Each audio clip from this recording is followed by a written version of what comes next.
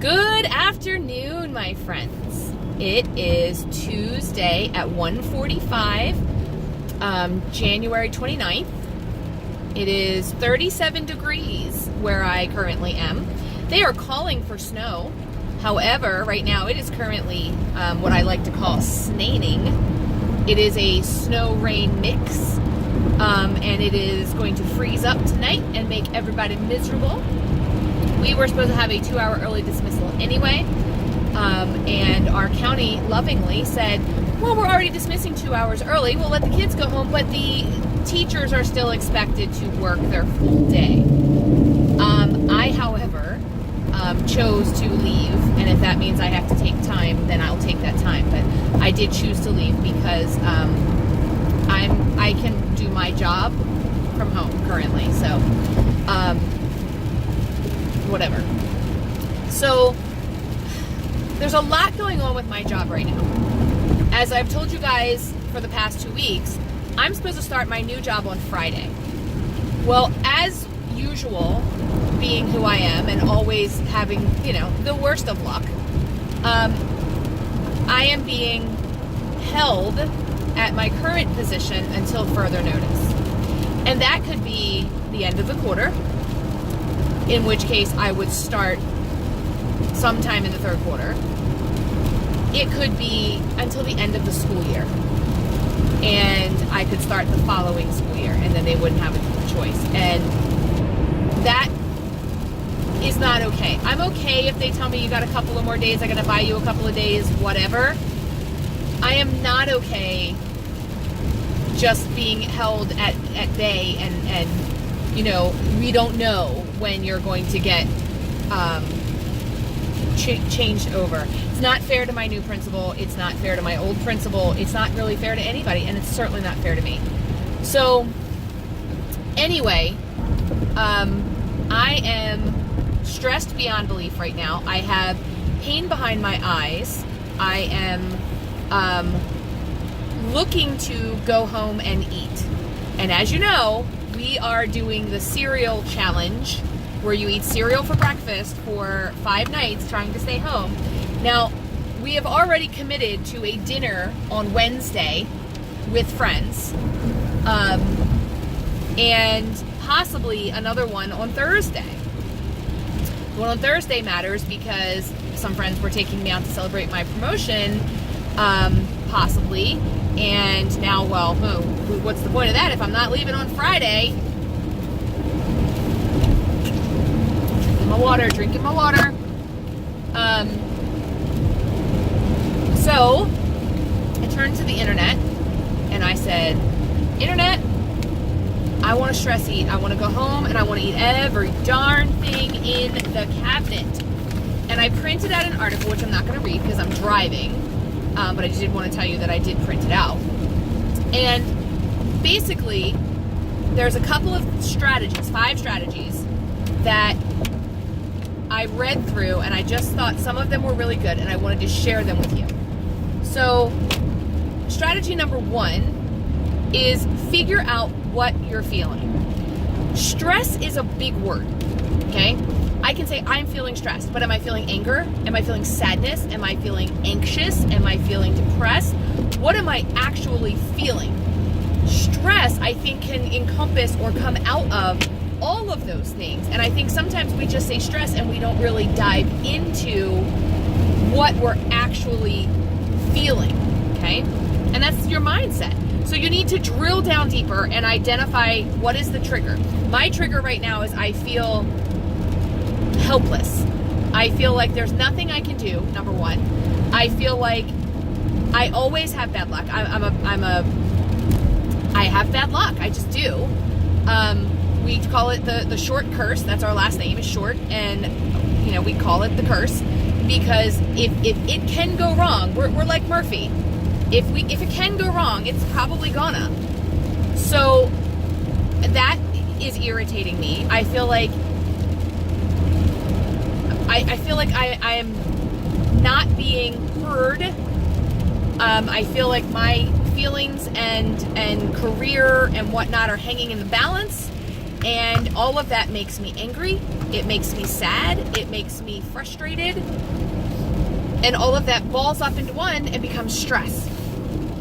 So they say if you name it, you can tame it. So first thing you gotta do is name it. Yes, I can say stress. But what am I really feeling? Fear. Fear that I won't get to go. Fear that I won't get to move forward. Anxious that I've been setting myself up for this position and now it seems to be being taken away from me. There's so many emotions, but if I frame it, I can tame it. If I name it, I can tame it. So I'm framing the fact that it's all stress stemming from my job. And the name for me is stress, although it's so many other emotions. So if you name it, you can tame it. Okay? And then ask, am I really hungry? Right now, I'm not hungry. I know that I want something, but I'm not hungry. I did eat an early lunch. I ate my lunch today at 11 o'clock and it's almost 2. If I eat now though, I'm also gonna want dinner. However, thinking about it, my lunch was 1 point. I had Trader Joe's chicken cilantro wontons and a salad with sliced chicken or shredded chicken and corn, and no dressing, no cheese, no the tortilla strips. I just didn't put any on. So I've had 1 point the whole day. So I'm justifying. Right now I am justifying the fact that I'm going to go home and stress eat. So that right there, stress. I'm naming it so I can tame it. The other one is practice putting space between your thoughts and your actions. So what does that mean? When you delay cruising by the kitchen or the office snacks or the vending machine, when you can delay, sometimes putting enough space in between you and what that thing is helpful, right? See if you can, see if you can welcome it for 2 minutes. Okay, for 2 minutes, I'm going to feel the fact that I want to go eat, but I'm not going to actually give into the temptation because I'm stronger than that. Find something else to do. Go have a conversation with someone who doesn't have M&Ms on their desk. Go tell someone, I'm standing here talking to you so I don't go to the vending machine. Now, I have a sweet little lady at my job who, if I said that to, she would say, oh, you should go to the vending machine. Go have some chips. I'll buy them for you. She's like the devil on Lucifer. She thinks that we should just give in to our desires. And, so I don't go to her when I know I need a distraction. I oftentimes find myself scrolling through Facebook, which is a whole nother addiction that I now have. Crocheting when I'm at home, going to bed. Sometimes it's as simple as saying, yeah, I know it's 8 o'clock, but I'm going to bed. Now I might wake up at 3 a.m., but at 3 a.m. I'm not going to be hungry. I might want coffee, but I'm not going to get out of bed to go and eat at 3 a.m. So sometimes 8 o'clock bedtime, 7 o'clock bedtime, happens. Find a way to distance yourself from the emotion and the eating. Take a nice, long, slow inhale. I find this actually helps. When you're feeling that stress or that emotion or that anger or that upset or where you want to cry, take a deep breath. Inhale, exhale. I try to do it at least 3 or 4 times. Sometimes just filling your lungs up can change your emotion and it calms you down. It's a chemical balance that says, okay, the oxygen that I need is now in my lungs, it's in my brain, and it helps me to think better. And, right then I've taken up a good 5 seconds of not heading to the vending machine. Breathing, right? During that breathing, I also drink some water. I try to float my organs if I truly, truly, truly want something.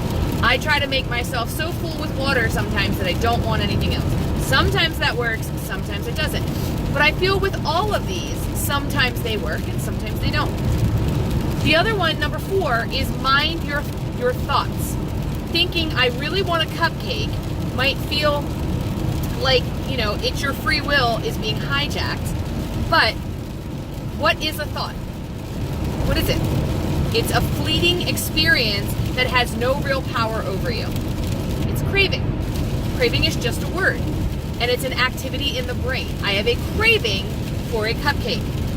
You're imagining how good something will taste.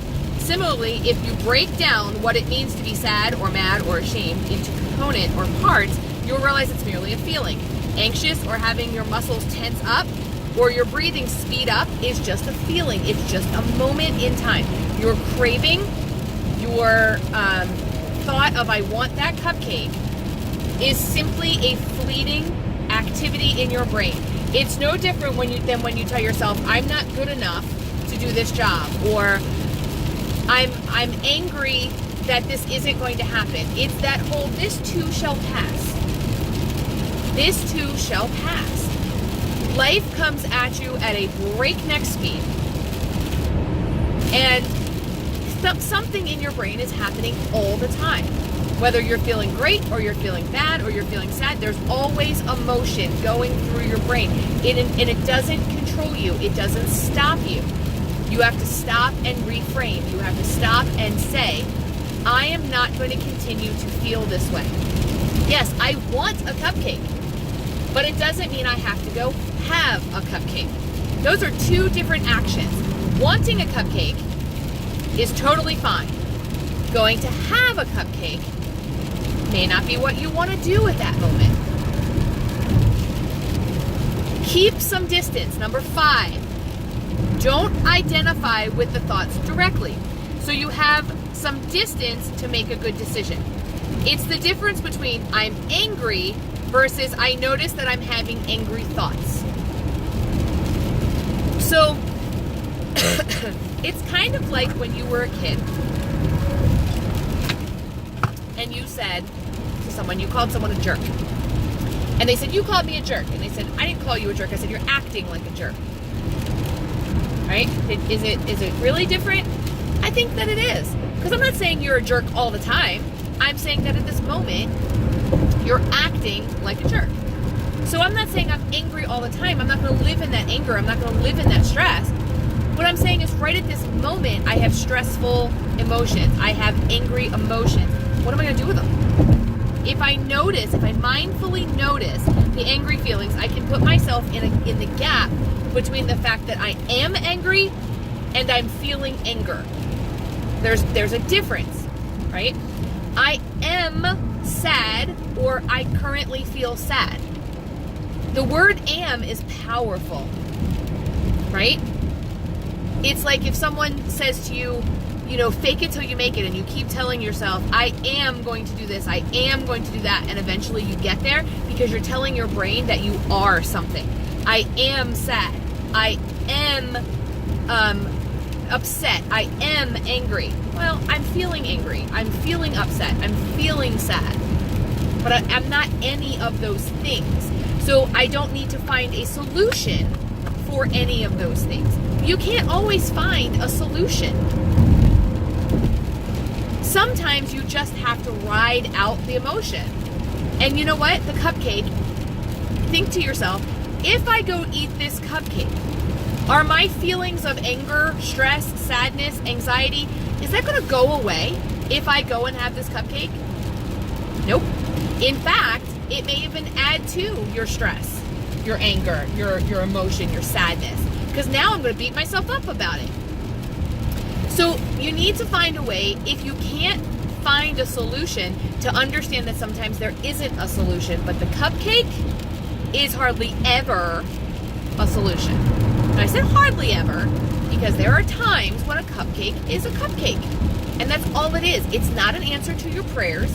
It's not an answer. If I eat the cupcake that I want when I get home, is human resources going to call me and say everything is settled? Is my anxiety going to go away? Am I going to start my new job on Friday? Who knows? But the cupcake ain't going to settle that, right? It ain't. It's just not going to settle it. So put some distance between your thoughts and who you are.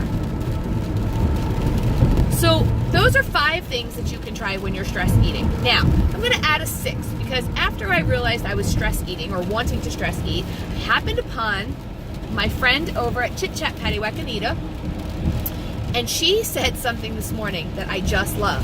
The fact that I am feeling stressed does not make me special. It is not something where I say, well, you know what? I deserve that cupcake because I'm the only person in the world right now who feels stressed and no one understands me. No one gets it. Girlfriend, we all get it. We all feel stressed. We all feel sad. We all feel anxious. We all feel emotions. And it doesn't give me a license to go and get the cupcake. I'm not special. This sadness and stress that I'm feeling right now isn't special. There are 50,000 people out there with way worse problems than my piddly little fact that I'm not going to start a new job on Friday. I still have a job. I still have a job I love. I still have great friends and wonderful people. And eventually this will get solved. Hopefully. And if not, then it wasn't meant to be. But in the meantime, the cupcake is not going to solve it. And having stress doesn't make me some special person who gets to say, you know what? I'm a Weight Watcher. I am a Weight Watcher. And I am someone on a weight loss journey. Those things are true. But the fact that I now feel stressed puts me in a different category than other Weight Watchers because now I'm special.